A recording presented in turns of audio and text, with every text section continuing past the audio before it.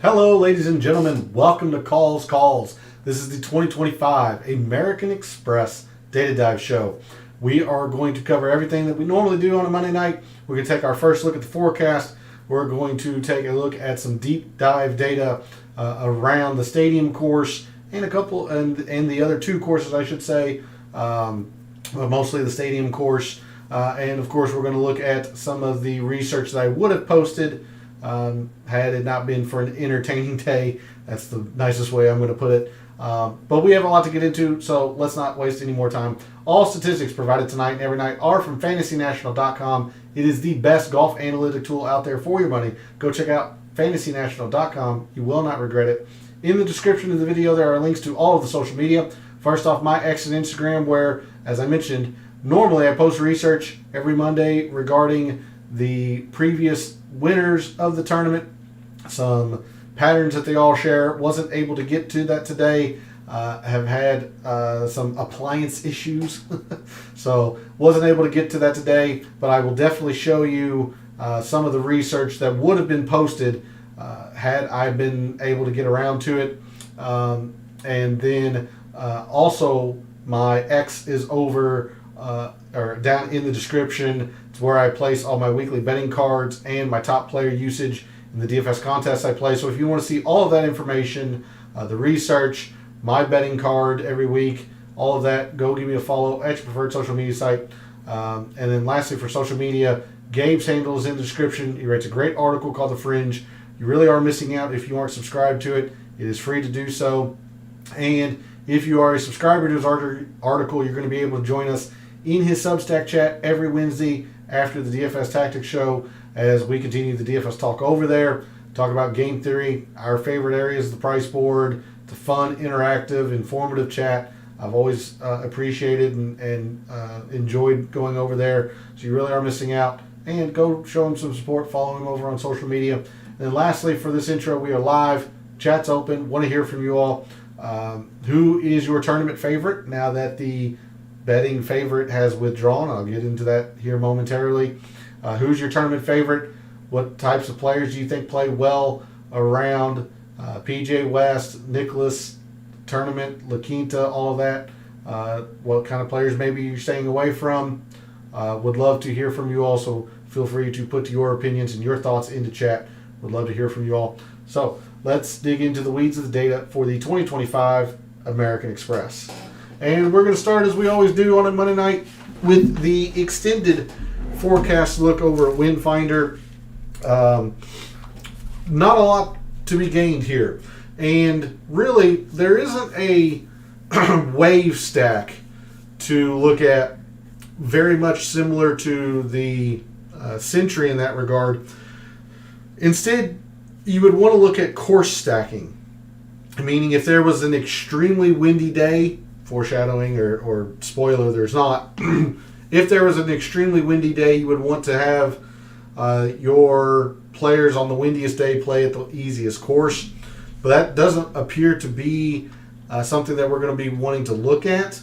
Very little wind on Thursday, chilly, high, in the upper 60s, mid 60s on Friday. Again, very little wind all throughout the week. So as of right now, we're not going to take a look at any wind metrics for the AmEx this week. We'll update this, take another look at it at the beginning of Wednesday night's show. But as of right now, nothing in terms of wind for Coachella Valley, La Quinta, California this week for the AmEx. So we now move to Fantasy National. And as I mentioned, the betting favorite, the tournament favorite, has withdrawn. Xander is not playing this week. He withdrew earlier today. And Denny McCarthy also withdrew today. Now, you will notice that I am on the DraftKings page view. Again, I mentioned how Daniel Berger and Harris English were late entries.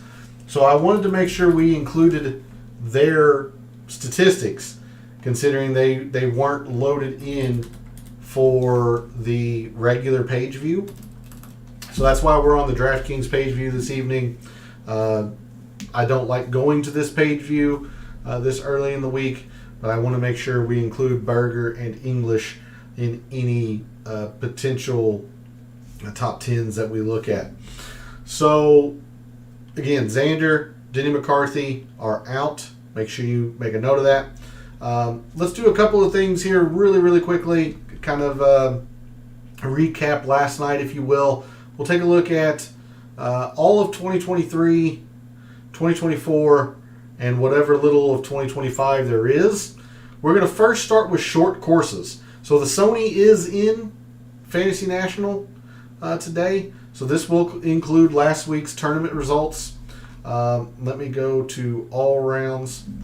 So in the past 2 years, since the beginning of 2023, your top performers on courses that are short, defined as less than 7,200 per Fantasy National.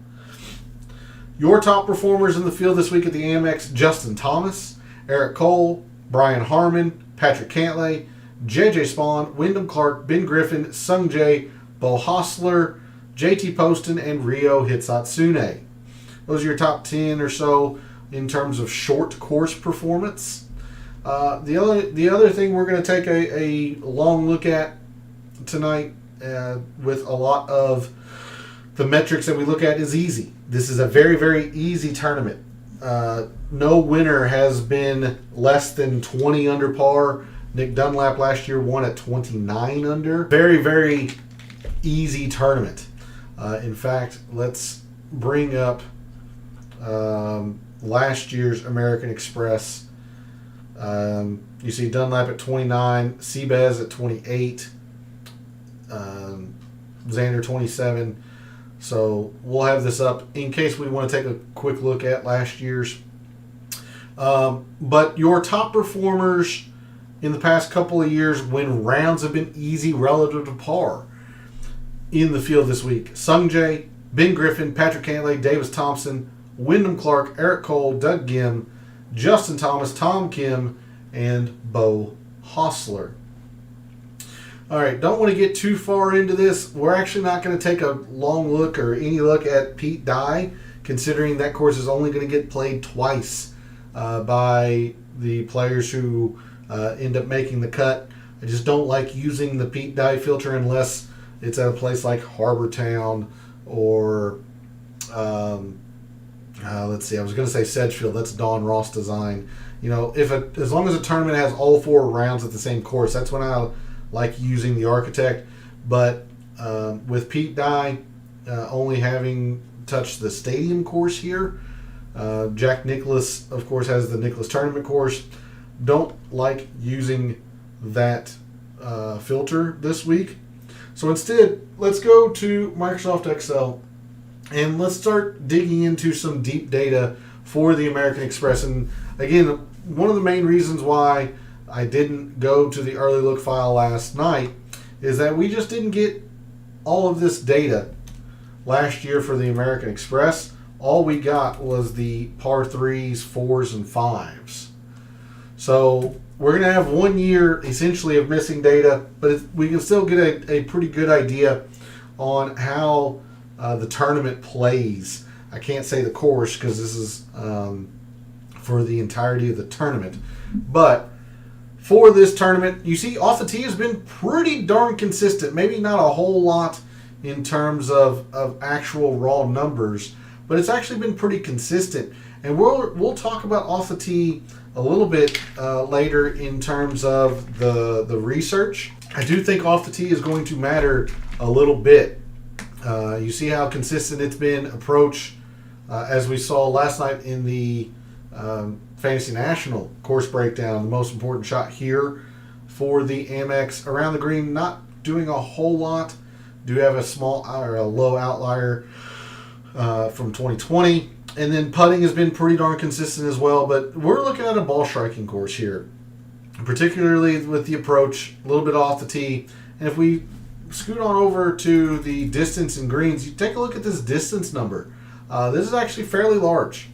We take a look against other full field events on the PGA Tour. Like, none of these numbers stand out, but you see the approach is the closest to full field event average. But you come over to distance, That's a big number. One of the biggest on tour, other than, say, Puerto Rico, where that course is very long.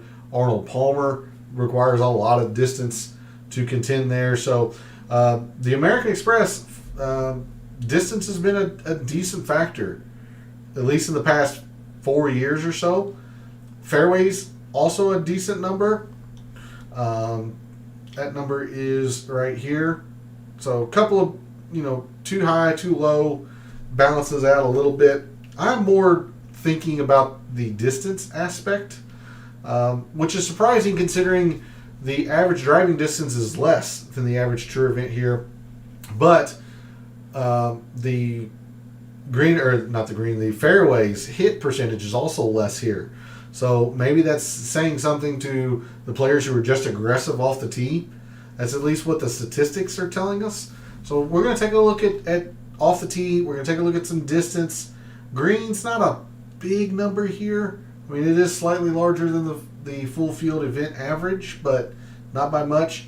Mainly looking at distance and off the tee type stuff here in this page view. We go to scoring. No real surprise. It's all about the birdies here. You got to go low. Winners between 20 and 29 under. Not a whole lot of eagles, actually. You do have, a couple of decent scoring or eagle opportunities at the stadium course. I believe the Nicklaus tournament course yields a little bit more. La Quinta is very, very easy. I know the vision's skewed. I'm just going to rattle off some of these eagle percentages. We'll look at the Nicklaus tournament course.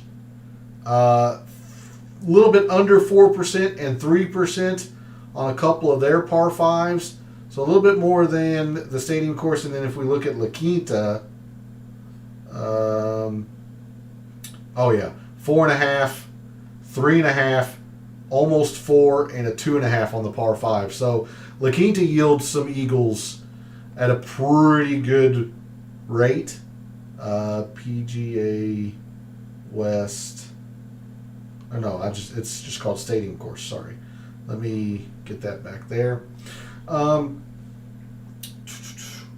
So not a whole lot of eagles, but we're definitely going to be looking at birdies or better because eagles do happen, especially on the other two courses, La Quinta especially. So birdies are better gained. That's all we're going to be looking at there. And then as we move to the par 3s, 4s, and 5s, you see the par 3s contributing a little bit here. 1.8. That's a fairly decent sized number. We go across here. You can see the birdies, 28%. But look at these par 3s. Almost 30% more important than the average full field event. And we saw this a little bit last night in the course breakdown, how the winners especially played these par 3s really, really well. Not a specific range really jumping out. It's just kind of the totality of these par 3s. So we're going to have some amount of focus on par 3s this week. Par 4 is a little bit mitigated. They've been very, very consistent, but a little bit mitigated. You can see the majority of the strokes gained come really in the 400 to 450. Par 4s, 1% less. So we're basically right at full field event average. And then the par 5s also contributing a lot when you have three courses that all have 4 par 5s. They've been played very, very well for players who finish in the top 30. It looks like the majority of it is in the 500 to 550, and that's where the majority of the par 5s fall on the other two courses. And then lastly, in terms of proximity, these numbers are a little bit skewed because this is only taken from the stadium course. That's the only course that has shot link. Sorry, I'm going to center this camera just a bit here, as long as it'll cooperate. So these numbers are slightly skewed, but even so, the shorter clubs, 75 to 100, actually seem like they're the ones contributing the most. I'm not sure how much we're going to look at proximity because these greens, other than the stadium course, are pretty small. La Quintas are small. The course is very easy, but the greens are small. Nicklaus tournament course, greens are about average, maybe slightly smaller. And then the stadium course are fairly large, 7,000 square feet. So that is a look at some of the deeper dive into the data around the American Express, mostly the stadium course, but the American Express in general. So we'll go back to Fantasy National, and as I mentioned, we're going to take a look at a couple of different things here. First, we're going to look at off the tee, and I'm going to look at it both easy and short, but we're going to start with easy. So when rounds have been easy relative to par in the past year, I'm going to narrow it down to just 2024 and whatever little of 2025. Your top off the tee players when rounds have been easy in the past year: Alejandro Tosti, Keith Mitchell, Alex Smalley, who's actually been pretty solid here, despite the fact that he struggles with the putter. He's actually been pretty solid. Let me lend some credence to that here just very, very quickly. I'm looking for tournament history. Yeah. So tournament history, Alex Smalley, nothing spectacular, but 3 finishes inside the top 25. Been pretty good, and he's been good off the tee when it's easy, so maybe there's some correlation there. Patrick Fishburne, Kevin Yu, Sam Stevens, Rico Hoey, Wyndham Clark, Nick Hardy, Daniel Berger. Those are your top 10 off the tee players when rounds have been easy the past year. If we want to look at short courses, your top off the tee players on short courses: Keith Mitchell, Taylor Moore, Patrick Fishburne, Bud Cauley, Daniel Berger, Siwoo Kim, Cameron Young, Rico Hoey, Carson Young, Patrick Rogers. So a lot of overlap here. Toasty, who was number 1 when it's easy, 11th on short. Sam Stevens was up there. Kevin Yu, there's Alex Smalley. So a whole lot of overlap here at the top of each of these off the tee rankings, if you will. A couple of new names: Bud Cauley, Siwoo Kim, Taylor Moore, Carson Young. My lean right now is to look at easy for off the tee because I just don't think players are all that worried about being in the rough. We took a look at this last night. The driving accuracy, quite a bit less than the average tour event, but the distance is also a little bit less than the average tour event. So I think this is going to reward players who are just aggressive off the tee, and especially if they're very good with their driver. If they're able to find the fairway with their driver, I think it's going to really set them up for a lot of success, considering how most of the holes here are pretty short. So there's a look at your top off the tee performers. We'll take a look at approach. Your top approach players the past year: Tom Hoagie, Tony Finau, Lucas Glover, J.J. Spawn, Doug Gim, Keith Mitchell, Justin Thomas, Kitayama, Vegas, and Novak. I should say your top approach players that are in the field this week. Those are your top approach players. And then bear with me, I'm going to extend this to 2023, and we're going to take a look at all of the courses that have the Poa Trivialis Overseed, the base Bermuda Poa Trivialis Overseed. So first one is Harbortown, host of the RBC Heritage, another Pete Dye design. Innisbrook, host of the Valspar. Memorial Park is Houston. Quail Hollow, where the PGA will be this year, PGA Championship. Of course, the stadium course where we are this week, TPC San Antonio, the host of the Valero. Sawgrass, host of the Players. TPC Scottsdale, where we'll be next week, 2 weeks, for the Waste Management Phoenix Open. Let's apply those course filters. We're going to take a look at putting on that surface, and if we go and take a look at the historic conditions here, we're going to take a look at this green speed. We're only going to get measurements for the stadium course, since it's the only one with shot length, but 3 rounds of average and a fast, average. So we're looking at mostly average in terms of speed. We had 1 round of fast last year. If we go to average, let's see, the most rounds here is 48, which is a good amount here. If we look at just average, how many rounds do we? Yeah, so it screws it up. So we'll refresh this. Your top putters on Poa Trivialis Overseed, which is what all three of these courses have. La Quinta, Nicklaus Tournament Course, and the Stadium Course. All three of them are base Bermuda, but that Bermuda is dormant, so it's Poa Trivialis Overseed on the greens. Your top putters on that surface the past couple of years: Sam Ryder, Taylor Montgomery, Jason Day, Matt Kuchar, Ben Griffin, Chad Ramey, Mackenzie Hughes, Seabez, Christian Bezadenhout, Wyndham Clark, Brian Harman. Those are your top 10 in terms of putting on Poa Trivialis Overseed. All right, so there's a list of some of the players that you're really going to want to focus on as you move forward with your week, especially with the approach and the off the tee. Putting will be a little bit important as well, but mainly with the off the tee and the approach. Let's move to fairways and greens.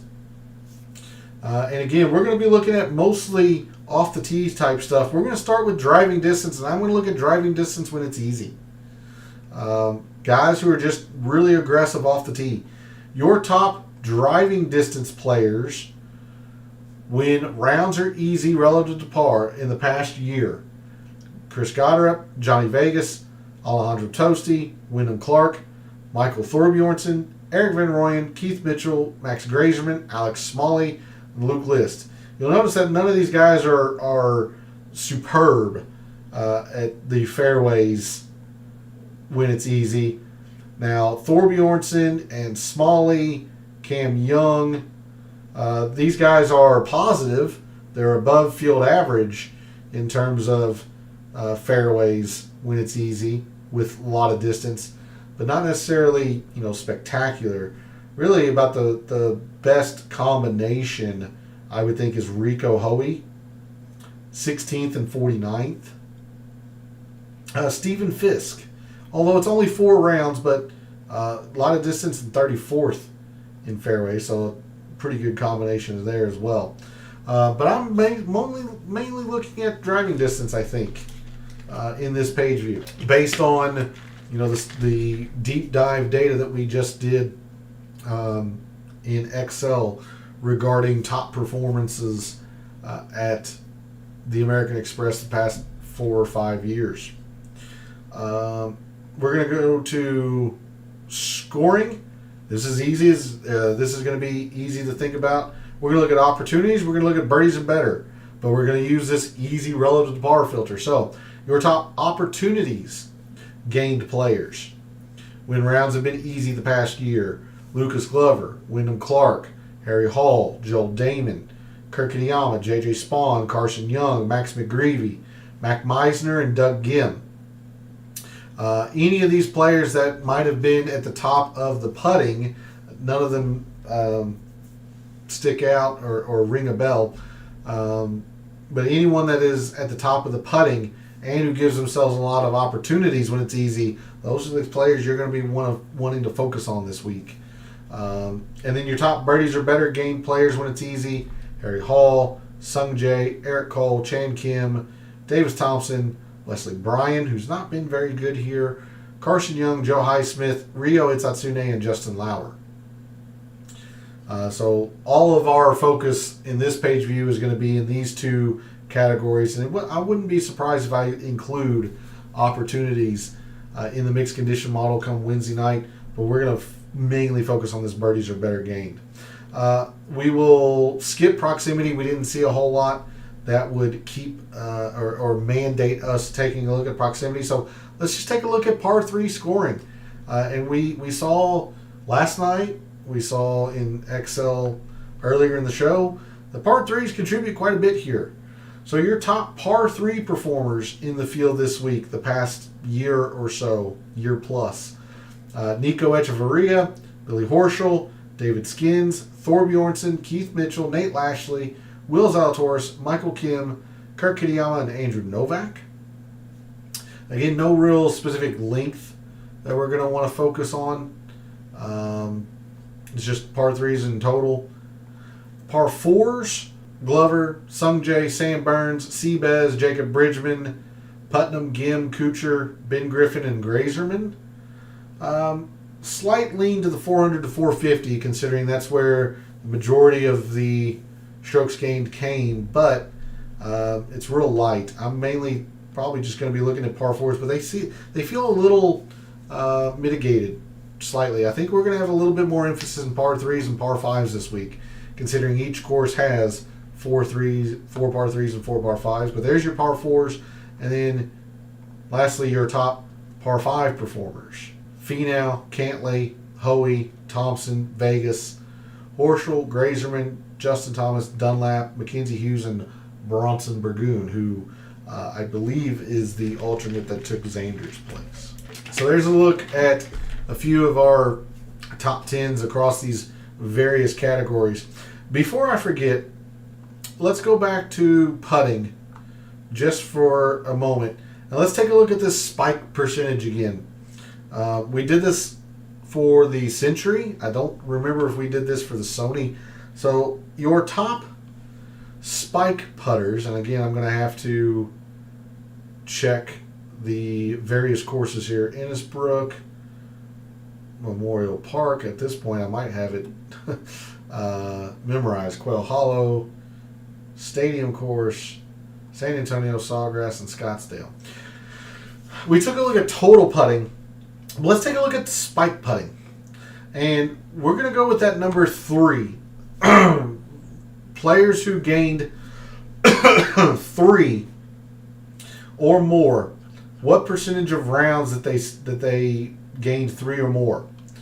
And I'm, again, using the 2023, 2024 filters. I have 2025 selected, but there's been no Poa Trivialis yet in 2025. So your top spike putters on Poa Trivialis, meaning they've gained 3 or more in a round. Sam Ryder leads 14% of his rounds. He's gained 3 or more. 1, 2, and a lot down here at the bottom, at the beginning of 2023. So maybe not as much in 2024, but Sam Ryder, Mackenzie Hughes, Matt Kuchar, Jacob Bridgman, Tony Finau, Max Grazerman, Jason Day, Tom Hoagie, Mac Meisner, Ryan Gerard, and Brent Snedeker. Those are the players who have gained double digits, 10% or more, spiking with 3 or more in their rounds on Poa Trivialis. Wanted to make sure I hit that for you all this week, because I don't remember if I did that for the Sony or not. But we're going to go ahead and go to Excel again, take a little bit of a look at this early look file. But remember, we don't have much data from last year, so we'll take a look at a few things, but not necessarily as much as we normally do with the lack of data from last year. Hey, good evening, Phil. Thanks for jumping in chat. Much appreciated. Sounds like your weekend was just as bad as mine in terms of lack of success. I was really, really thinking it was going to be a good week midway through that back 9 with Stefan Jaeger. And then he decides to hit one OB. Kind of killed any chance of that. So we're going to try and rebound this week now that we are back continental stateside. It's good to see you this evening. Thanks again for jumping in chat. Your top approach players at the American Express the past 4 or 5 years. Svensson's only one time. Albertson's only one time. You see Chris Kirk, 3 for 4. Has hit his irons very well. Tony Finau, 5 for 5 here.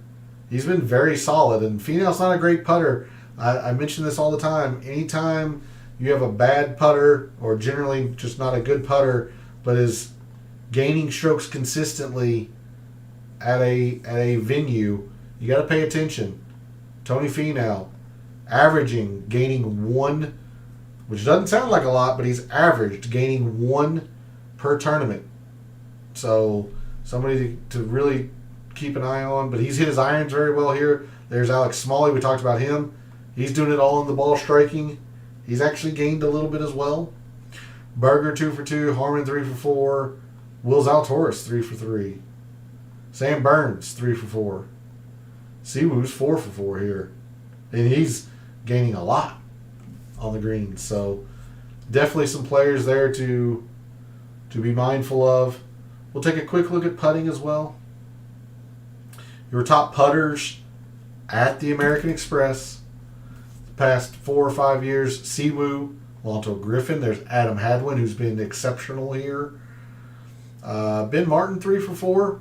Lacks a little bit in terms of high finishes, but 3 for 4 and at least making the cut. Sung Jae 5 for 5 is putt very, very well here. Rogers is only 2 for 4. Norlander's 3 for 3. He's putt well here. Montgomery's just a good putter. Cole, Spawn, leaving a lot to be desired. Yeah, there's why.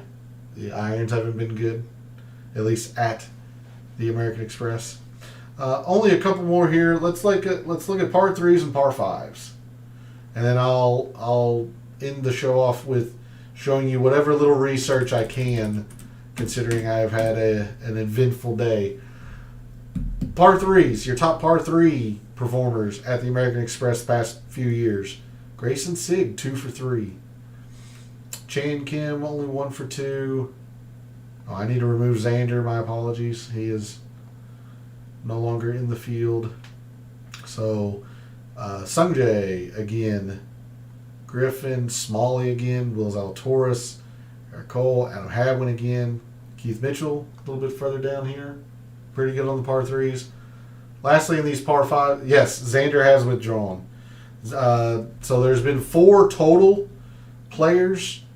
Don't know if you caught last night's show. Maverick McNeely, and there was one other that had withdrawn last night.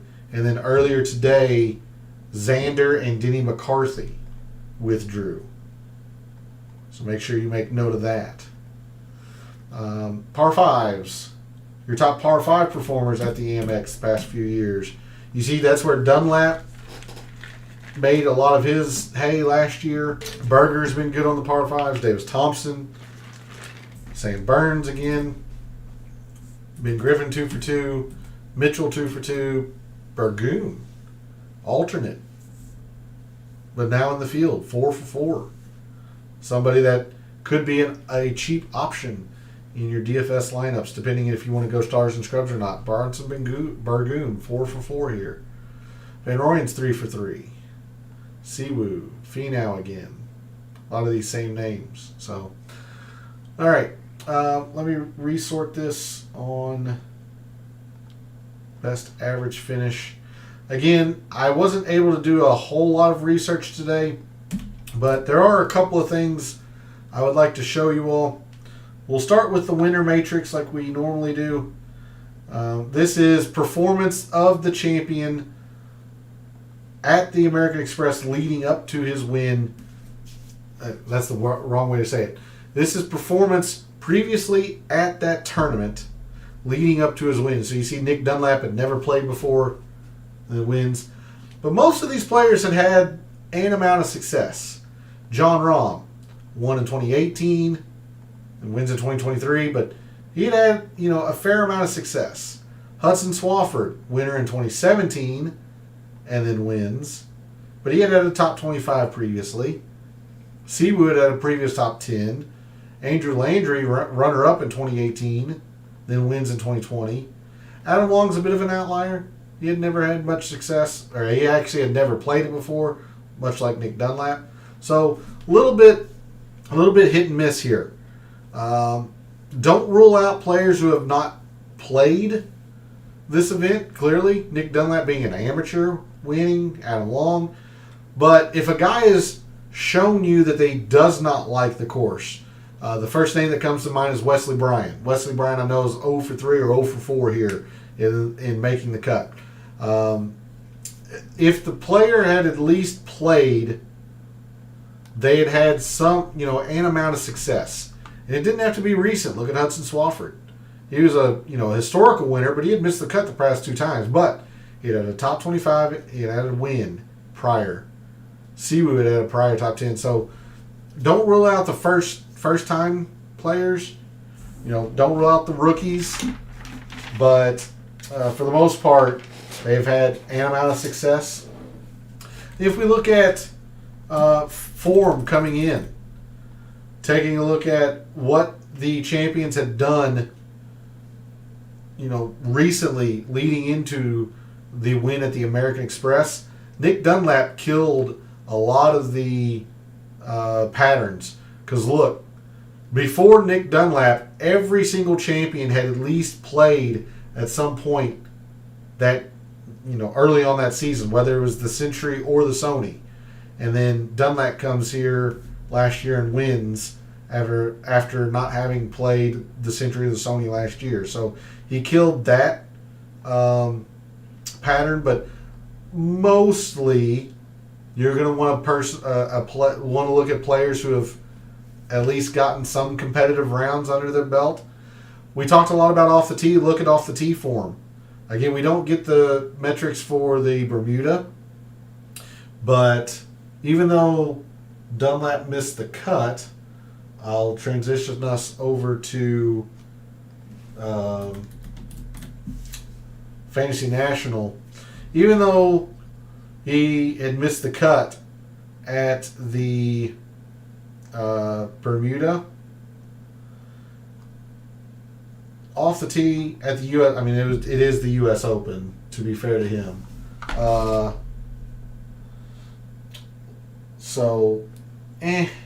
He gained a little bit in putting.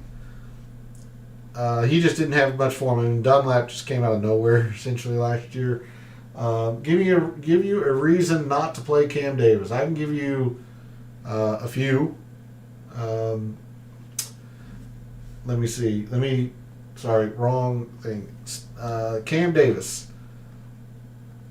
This is not generally his surface. I mostly look at Cam Davis when he's on Bent and Poa annua. Specifically, I'm thinking like Rocket Mortgage, 3M, later in the summer.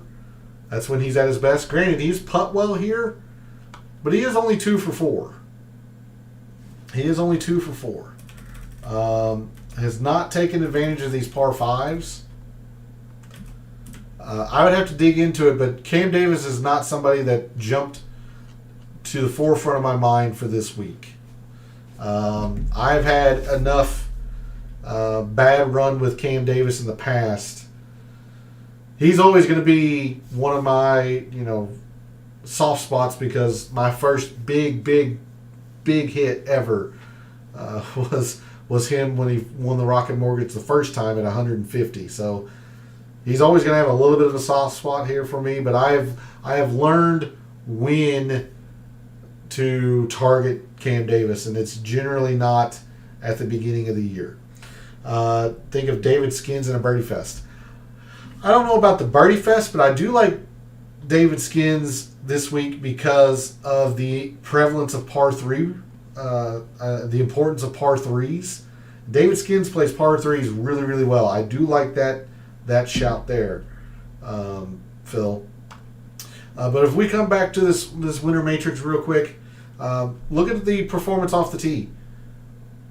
Most every champion was positive in their previous performance, their previous event off the tee. The approach was pretty the same as well. Putting was hit and miss. Look at the distance.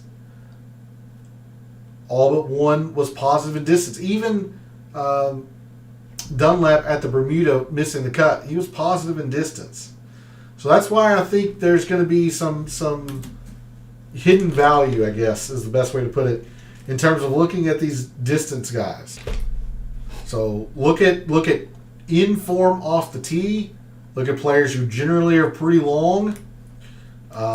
Look for players who have, at least had some historical success at the American Express. I wouldn't rule out anybody who has never played it. as you can see from Dunlap, from Adam Long. But if they've played it and played it any time in the past, at least have shown some modicum of success. And then lastly, we'll take a look at their form. You see Dunlap, he had only played once in the fall, but most of these players had some kind of form in the fall as well. John Rahm won the Century, top 5 of the CJ Cup. Hudson Swafford had played, early on in the season. Seawood played early on in the season, plus a top 10 in the fall. I mean, even Andrew Landry had a top 25 in the fall leading into the American Express. A lot of missed cuts, but he had also had some rounds under his belt. So generally speaking, we'll look at guys that have already teed it up this year, who have in form off the tee, have some distance. Those are the guys I think we're going to be wanting to focus on this week. So I'll bring us back to the best average finishes. And while I'm here, I'm going to look for Denny McCarthy. He is withdrawn as well. Remove him. Putnam should win this tournament this week. Hey, Joanne. Good evening. Thanks for jumping in chat. You had Nick Taylor. Did you have the outright on Nick Taylor? Because if you did, that's a monster hit to start 2025. Regardless, having him in your lineup is very solid. I don't hate Andrew Putnam. He's been very, very good here. 5 for 5. I do worry a little bit about his lack of off the tee. That's not really his game, but hard to ignore the amount of success he has had here at the American Express. So I don't hate it. Not in love with it. But that's definitely somebody to think about. Because again, I mentioned it. It seems counterintuitive considering these courses are short, but look at the form of distance and off the tee of these past champions. They've been in really good off the tee form. So if we take just a quick look at Andrew Putnam, I just don't know what his form is off the top of my head. Putnam. So he lost one at the Sony, was in form at the RSM. Don't hate it. Again, off the tee is generally just not his thing anyway, but it looks like, at least in the fall, there was a concerted effort, or at least he was in good form off the tee, because historically he's been pretty bad off the tee. Always been good around the green. His irons have been, fairly spotty, but getting, better lately. I don't hate it. Don't know if I love it, but I don't hate it. But thanks for jumping in the chat, Joanne. Again, if you had the Nick Taylor outright, that is exceptional. Congratulations on that. But even so, having him in your lineups last week, to be fair to myself, I took a look at Nick Taylor, didn't end up playing any Nick Taylor because he had a lot of success at the Sony in the past. So I thought about using him for that reason. Didn't. Had some good plays, had some bad plays. So we're going to try and gain some momentum for the American Express as we get into the heart of PGA Tour season now that the Hawaiian swing is over. But thanks to Phil and to Joanne for jumping in chat. Very much appreciated. Thanks to everyone else out there who tunes in, watches, listens, supports the channel by liking the videos, commenting, and subscribing. I always appreciate it. Love what I do. Taking a very in-depth look at golf statistics, giving you a statistician and data analyst view of what he sees, trying to help us all win a little bit of money in the process. Some weeks better than others. We started off 2025 pretty solid. Phil had a fantastic week at the Century.